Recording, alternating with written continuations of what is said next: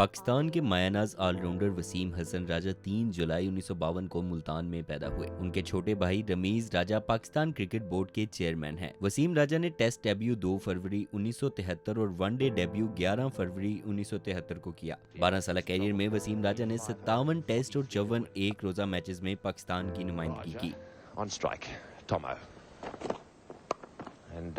وسیم راجہ نے test cricket میں 4 centuries اور 18 50s کی مدد سے 2821 رنز اور ون ڈے میں 2 سینچریز کی مدد سے 782 رنز سکور کیے۔ انہوں نے انٹرنیشنل کرکٹ میں مجموعی طور پر 26 وکٹیں بھی حاصل کی۔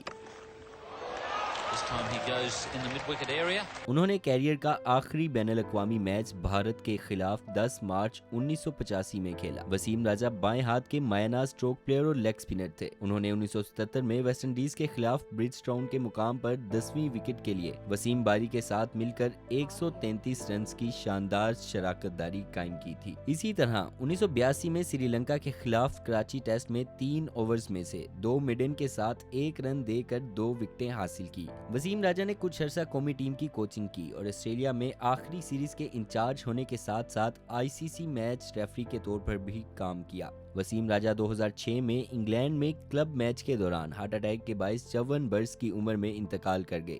جس انداز اور جذبے کے ساتھ انہوں نے کھیل کھیلا اسے ہمیشہ یاد رکھا جائے گا۔